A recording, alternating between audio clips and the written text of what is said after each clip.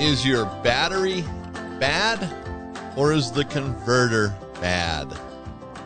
This is Eric Stark with the Smart RVer podcast, delivering the smarts you need to enjoy the freedom of the RV lifestyle without the fear of breaking down. So this is episode number 92, and we're going to be talking about batteries and converters. But before we get into that, let's talk about living the RV life for just a moment. Does living the RV lifestyle mean that each member of the family has to live it the exact same way? Not even. If it is a family of 2 or a family of 5, it doesn't matter how each person enjoys RVing. The ultimate goal is for everyone to have a good time and enjoy themselves at their level. So in other words, what they like to do, what's comfortable for them.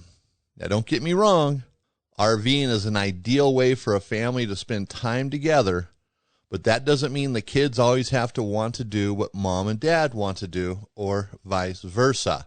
Everybody has to work together in this, but at the same time, enjoy it to the way they want to enjoy it. You know, as I think back on my childhood, my dad was into boats. RVs came later on. So we spent a lot of time at Catalina Island off the shore of California, off the California coast. We were over there almost every other week during the summer months. And we did, some things together as a family while we were there. Obviously, going over to Catalina was kind of a family thing. Coming back, we're in the boat and everybody's kind of paying attention to what we're doing. But, we were there enjoying the weekend, generally 3 days. My parents would kind of do their thing. Sometimes my dad would be doing something by himself. My mom would be doing something, maybe go to another friend's boat or something. My brothers and I sometimes would go fishing, snorkeling, swimming together. But then again, I'd do stuff by myself. We all enjoyed it at a different level. There was the times where we were all together, but there were the times that we were doing things by ourselves. And I don't remember just the stuff I did. I remember those things, but as a whole, when I think about going to Catalina, it was more of a family memory than just an individual memory, even though I do have individual memories. The point is, we want to, like the RV lifestyle, we want everybody to enjoy it at their level and enjoy it the way they want to enjoy it, but also make it a family thing. So we can't force what we want on others. So, dad can't force the kids to do what he always wants to do. Let everybody develop it on their own, and eventually it'll work out where everybody's just enjoying themselves, having a good time. They look forward to it. It's not drudgery. Oh, man, we got to go RVing again. We're going camping. What a pain. That's not it. After all, isn't RVing about enjoying hobbies, going to awesome places, relaxing, family time, and most importantly, creating new memories? What a great place and a great way to create new memories. So I want to encourage you to do that. Expand your memories and RV as much as possible. Now we're to the section, staying on the road, talking about maintenance, repairing your RV, keeping things functioning properly. The most important thing about enjoying your RV is making sure it's working properly. So is your battery bad or is it the converter? The answer is what we are going to explore today. First, the converter, not an inverter, C-O-N-V-E-R-T-E-R, converter, that converts 110 volts to 12 volts, 110 volts AC to 12 volts DC.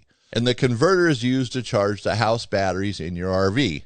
Now, it's emphasizing converter because so often it gets confused with inverter. And I know when I'm talking to customers on the phone in the store, sometimes you spend a minute or two trying to make sure that it is a converter and not an inverter. Most RVs don't come with inverters. They come with a converter. In fact, all modern RVs, have one. They have a converter. Now, a converter might be a standalone one. It's often called a deck mount converter, and they're usually located in a cabinet or a storage area, so they're kind of out of sight. You might hear the fan running occasionally. Or it could be a power center, and these are usually located on the front of a cabinet, And they're very accessible. You know, they have an access panel. They're brown or they're black. You know, they kind of stand out. They're not ugly, but you can definitely tell it's there. The fuses are accessible there. The 12-volt fuses, the circuit breakers, everything's right there. And so the power centers generally have a circuit board in it that is actually the converter itself. It's quite often called a main board assembly. So what I have experienced is that most RVers want to replace the converter or the battery without diagnosing the problem. You know, I get customers on the phone in the store. They kind of explain what's going on, but it's not 100% helpful because they're not really sure. Most often, they have something in their mind already, and it's that they want to replace something. And generally, it's the battery. Probably 90% of the time, they want to replace the battery. And then when I start asking some questions, because they throw in the converter portion of it and the battery, they connect the two. So when I start asking questions, they really don't have the answers. And that's why I'm doing this episode today. So hopefully it'll help you diagnose your problem. And then if you need help on it, you can talk to someone with a little more intelligence about what's going on. And I don't mean that as an insult. It's just reality. You know, when you're working it all the time, every day, like me and other guys do, you know the technology, you know how things work. When you're not doing it all day, every day, it's a learning curve that you have to understand. So there's the right way and the wrong way to, diagnose a converter. The wrong way is just to buy parts and throw it in there. The right way is to figure out actually what you need, whether it's the converter or the battery. Now, just to give you an idea how often batteries are misdiagnosed, let me share a true story with you. One of my battery suppliers was upgrading our battery tester. So that's the tester to check if a battery is good or not. So someone can bring a battery to me, without a charge, and I can test it, and it'll see if it's good or not. So to show me how it worked, we went out to his truck. So he drives his big truck, and he has new batteries in it, and he has, bad batteries in it, or supposedly bad batteries in it. Now, he's not selling, he just sells to businesses. So he's not the guy, the culprit here, and you'll understand what I'm saying in just a moment. So on his truck, he has about 50 cores or bad batteries in the storage area. So he takes out the battery tester, and we're kind of going through it, and he says, here, so let me show you. So he checks the first battery, and it tests good. He goes, that's interesting. So he checks it again and again.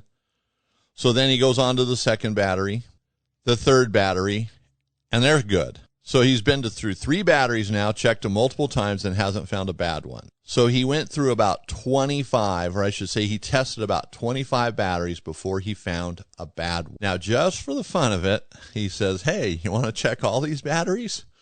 Let's do it. So we tested all the batteries on his truck, and only about 10 were bad. And I'm talking about, the supposedly bad batteries. So that was an eye-opener for me. How many batteries are getting sold that do not need to be replaced? So misdiagnosing batteries is a huge deal. And a good portion of these were deep cycle batteries, and they weren't from me. So it wasn't my shop that was doing this.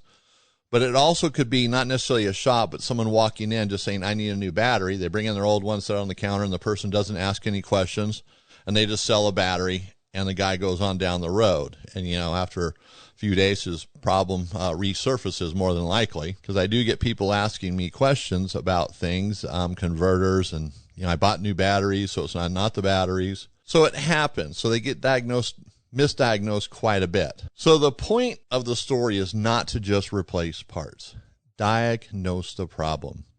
When it comes to converters and batteries, just don't replace the parts. The easiest way to get the diagnosis going in the right direction is to take your batteries, and you can take them to just about any automotive parts store and have them check the battery to see if they're good. And that eliminates the batteries. And now some people might disagree with me saying that as one of the first things, because there are other things you can do. But what that does is it just eliminates the batteries. If you know they're good, after they're tested, then they're good. You don't have to worry about that anymore. It's out of mind. And it also gives you an idea what kind of shape your batteries are in, what kind of condition they're in. So it rules it out. So there's no lingering doubts. And I've had that happen too. Well, I'm not sure if it's the batteries. They don't want to get them tested because it takes a little bit longer. Simple solution, but that's not how you do it. There's other ways to do it. Getting the batteries tested. Not only do you know the condition of the batteries, but it's just peace of mind. it's done. The battery's checked out good. Put them back in, then you don't have to worry about that if they test out or check out good. And then sometimes you find out the batteries are bad, and that solves your problem right there, so it can go either way. So even though the converter and the batteries are working together, it is good to just rule out the batteries. And if I didn't ask people questions when they come in and want batteries or want a converter, my battery sales would at least triple if I didn't push the proper diagnosis when I'm in my store and people are asking me about these two particular things. So I'm speaking from experience. Most of the time, if the converter is working properly, the interior lights will continue to work without the batteries being good or hooked up. That is what can make it a little confusing. But the diagnosis is relatively simple to do. All you need is a few basic tools and a voltmeter that can check AC and DC voltages. So a voltmeter is what you need because you do need to see voltages. A test light can get you close, but not close enough. And I've said it before. I've said it many times, have a voltmeter. Test lights are handy, but I just grab my voltmeter for almost everything I do. It just is easier. You can see what you got. So regardless of the brand of the converter that you have, you need to make sure that it has 120 volts going to it. So if it doesn't have 120 volts going to it, in other words, shore power, and it doesn't matter where the shore power is coming from, whether it's from you're plugged into your house, you're at an RV park, it's a generator, it's the 110 volts that is coming into the RV, and it's called shore power. So if there's no 120 volts coming in, then are you plugged in? Is the converter plugged in? Is there a circuit breaker that's blown? Something like that. But that's generally not the problem you're going to be facing unless you just end up plugging your RV. So if there are 120 volts and there's still no DC output coming from the converter, check to see if the reverse polarity fuses are blown. Now these are generally two fuses that are on the converter, and what they're for is to protect the converter in case you hook up the battery cables wrong. Even for a split second, it'll just pop those fuses. So that way the converter doesn't get ruined. So it protects the converter. So if they're blown, first you correct the wiring. You don't just put in a new fuse, because if the wiring is still incorrect, it's just going to blow the fuse again. So you correct the wiring at the battery, then you replace the fuses. So that would solve the problem generally in that case. So if your converter's not working, those fuses are blown, you correct your wiring at the battery, put fuses in, it will probably be working again. And if they aren't blown, check for DC output or 12 volt output at the DC terminals on the converter. If there's no DC output at the converter, on the terminals, the converter is bad. Now keep in mind here, each brand of converter can be tested differently, and that can cause a different outcome depending on how the manufacturer likes to have them tested. Most converters test very similarly, though, depending on the brand. And I will have the instructions on the website, thesmartrver.com, so you can check that out. But ultimately, though, if your converter isn't putting out like 13.5 volts, 13.3 volts, at the terminals at the battery, you would disconnect the battery, check those terminals. If the power's not there, at least disconnect one of them. If you don't have that kind of voltage or the terminals on the back of the converter, then the converter more than likely is bad. If it's not putting out, or if it's lower than that, if it's 12 volts, 8 volts, the converter is bad. Then you would replace the converter. But keep in mind, as I said, there's different brands, so they test differently. So getting the instructions for your converter and having it on your phone or your tablet or your computer is an easy way to go. And, I recommend that. And I've said it before in other episodes, keeping track of what you have, your model numbers, serial numbers in some cases, if it's there, or if you want to just take a picture of the tag so you have it and keep all your photos handy, maybe in a folder marked RV so you can go right to them. But keeping that stuff handy, downloading manuals before you need it is always easier than when you need it, especially if you can't find the right one. It might take a little exercise of the brain to figure out the differences and will this manual work. But also keep in mind when you're, working on a converter, there could be an external problem. Like I said, there might not be power going to it, so you might have a problem in the AC circuit going to the converter. It could be overheating Progressive dynamics, parallax, they talk about that, overheating. And even generators can sometimes cause problems where the converter's not working properly, maybe an intermittent issue, or even an overloaded system can create issues. So an overloaded system would be having more 12-volt accessories on the 12-volt circuit, the DC circuit, than the converter can handle, which generally that's not the case unless you've added a whole bunch of stuff to your RV, thinking that you have endless power and you got all these 12-volt accessories. But the way they come from the factory, that's generally never an issue. So that probably isn't going to be the case. And of course, there is the time where you'll have a bad converter in conjunction with bad batteries. It happens. And that's why diagnosing both of these, you test the batteries, test the converter, it's going to rule them in or rule them out. And I've had customers, they explain everything to me. They go get the batteries tested and the batteries are bad and they come back. Yep, the batteries are bad, but the converter still isn't charging. So I need to replace that too. And they, test it and make sure. So it does happen. It's not going to happen every time, but it's certainly something to keep in mind. And don't say, well, that'll never happen. That's a 1 in a million. Well, it's not. And I say that just, with an open mind. Sometimes it's just we don't want to spend the money, so we don't want it to be that way. Who wants to spend, $250, $300 on batteries if you don't need to, or if you're just not ready to do it? It's expensive. Or a converter, they're not cheap anymore. If you find yourself needing to replace the battery, always buy a quality brand battery from a reputable battery source, whether it's an RV store or an auto parts store. Buy a brand with a national warranty and make sure it's a good quality brand. We sell Interstate and AC Delcos, and I know Interstate makes batteries for repair stores or, shops like what I have, and they make batteries for big box stores, and there's a difference in the batteries. And then when it comes to your converter, when it's bad, it's always easier to replace it with the same brand and size of converter, if it's possible. And it's always best to replace it with the same amp rating. So if you have a 45 amp converter, it's best to put a 45 amp converter back into the RV. And if it's let's say a Wolfco WFCO, then put that same brand back in. It makes it easier for hooking things up, mounting it. Usually the mounting holes are the same.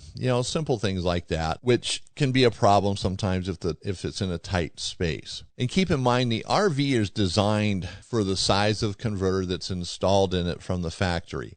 So if you have a 45 amp converter, the wiring in the RV is designed for that.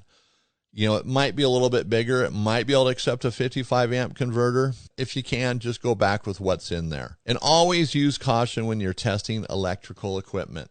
You don't want to electrocute yourself. You don't want to short something out. You don't want to cause more damage than what's already there. And keep this in mind too. The converter companies, Wolfco, WFCO, actually it's World Friendship Corporation, and Parallax, Progressive Dynamics, IOTA, they all have a lot of resources on their website. In fact, you can get a lot of resources there to help you diagnose the problem. So, you can go there too. It makes it real simple. In the meantime, if you want to, you can go to the smartrver.com to download the troubleshooting guides for the major brands of RV power converters. So you might have a problem, you might not, but it's worth downloading them, having them, or even just looking at them to make sure you got an idea how to diagnose the problem. So now we're coming up to the next stop.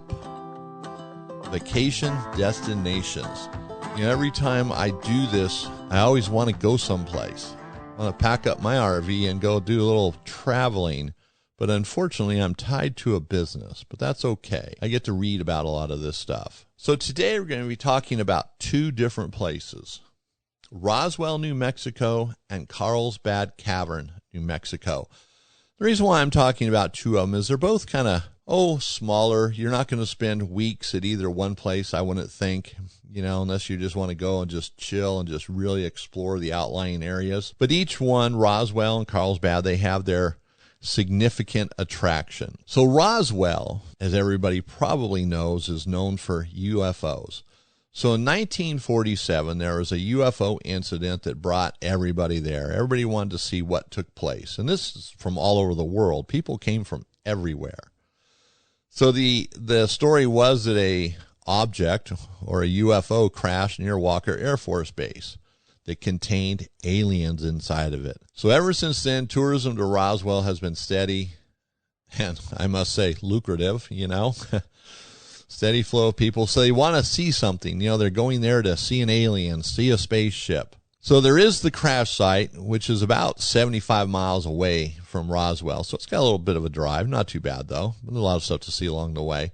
So that's one of the things to see there. So you'd have to go that and see the crash site. You never know. You might find some moon rocks or something, right? Something that everybody else missed. So you also want to check out the Roswell Museum. So there's a museum in town, and it has Southwestern art, educational and cultural things going on there. And there's a collection, the Rogers Aston collection, and it has artifacts from the 16th to the 20th century. So that makes it kind of unique. You know, that's a big span of time there, and they have artifacts from that. There's also a golf course in Roswell that you want to check out, 18-hole course. And, of course, there's some sand dunes there where you can rent an ATV, you can rent a dune buggy, you can go on, you know, those tours that they have. So that's kind of cool. Then, of course, you know, just everything else there. There's always food, places to eat, all the usual good stuff. Food. I like food, right? Who doesn't? Then Carlsbad, New Mexico. So if you go to Roswell, there's no reason to not go to Carlsbad. If you go to Carlsbad, there's no reason not to go to Roswell. You're already at the southern end of the state. You might as well see a couple things while you're there. You know, New Mexico is one of those states where you can bebop around to different places and see different things. You can actually do some driving, but you know, it's not that much driving, especially if you got some time. You know, I've been all over New Mexico and I enjoyed it. A lot to do there, a lot to see. So Carlsbad Caverns, of course, or Carlsbad, New Mexico is known for the caverns, you know, the national park, and that's pretty cool. I think you have to see that. Sometime in your life, you've got to see it. Now, down near Tucson, there's a place, Kartchner Caverns, which I've talked about, I believe. Maybe not. I don't know. But so it's a small version of Carlsbad Caverns. So if you're in the Tucson area and you can't get to New Mexico, well, there you go. Kartchner Caverns is the next best thing. So the caverns are awesome, and you can take pictures in there. You know, you can photograph stuff. There's not a problem there. And so the Carlsbad Caverns have been around, obviously, for a long time, but they've become very popular today. You know, almost 1 million people go there a year.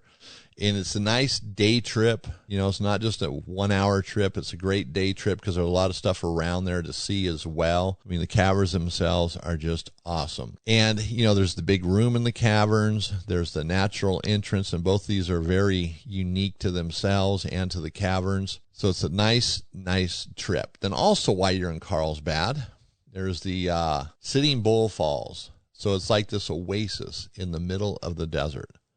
It's an awesome spot. There's pools there where you can swim in it. There's trails around the falls. So you can, you know, have a nice trip there. You can take a lot of good pictures, bring a swimsuit, bring sunscreen, because you're in the desert, and depending on which time you go, you might need to use that. And generally, March through August is the best time to go to these places, you know, just because of the weather. It does get hotter there.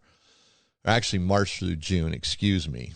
So, yeah, they're great places to go. And so we're going to have some information on this on the smartrver.com website under the heading RV Destination. So you can check out a little bit more there. Or what I'd really like you to do is go to the Contact Us page on the smartrver.com and let me know about your favorite RV destination. I want to hear where you guys are going, what you're doing. Okay, so now to make your fellow RVers envious. RV Envy today is going to be about the Energizer Arc 5 portable power pack. That's 1,000 watts of portable power. Now, I've talked about this in the past. This Energizer is awesome. The portable power pack, or the Arc 5, it's absolutely awesome. We've sold a ton of them. Everybody loves them. I've been using one since we started carrying them. You know, I use it in the store, I take it home, and then eventually I just sell it at a discounted price and, you know, bring a new one into my little system here. But we use it in the shop for different things. I've used it at home. I've literally plugged my RV into one. And it powered up everything. Now, granted, it's not going to run the microwave and all that, but it did turn on the lights, the interior lights. And I thought that was pretty darn cool. It gave it enough power to do that. So now I'm not recommending you do that, but it's a really nice addition to have, because not only is it great in an RV because you got that portable power, it's great at home too. And there's so many uses for it. If the power goes out, you have a source where you can actually plug a lamp in or a light into and have some light. You know, it does have a light of its own on it that's adjustable. So you can plug in two 110 volt appliances. It has USB outlets. You can charge it with a solar panel, generator, 110 volts, charge it in your car. So it's very functional in many different directions. And I've used it for charging batteries on my ATV, charging batteries, cordless drills. I've run this podcast with it many times, which I think that's just absolutely cool. Because you can't see what I have here, but I have 3 computers, a Rode Podcaster Pro. All this stuff takes power, and the computers are overkill. It's just me. I like technology. Computers are cool. And so I've used it for that. I've used it just when I don't want to run an extension cord someplace. I've taken it home, used it out in the garage, run things on it, various things. It's not going to run a skill saw. It's not going to run a 1500 watt heater, things that just consume a ton of power. It's not going to run, but it works for a lot of other things. So it's a pretty sweet little item to have. So if you go to Arizona RV Parts Center and in the search bar, just type in Arc 5 or Energizer Arc 5, and it'll take you right to the Arc 5 page. And I'll have a link to it on the website as well. It's smartrver.com. So check it out. It's a really cool item. It's a must-have, and they're handy as can be. And with a lot of things going on in the world, they talk about soaring energy prices, problems, power outages, might be worth having. But it's definitely worth having just for going on vacations with. Your kids can plug in their power to it, recharge phones, laptops, tablets. You can run a TV off it, a CPAP machine for at least 3 nights. We've had reports from 3 nights, 5 nights, and 7 nights, depending on the CPAP machine. So it's an awesome device to have. So again, this is Eric Stark. I want to thank you for listening to the show. Keep being a smart RVer, and if I don't see you on the road, we can connect at thesmartrver.com.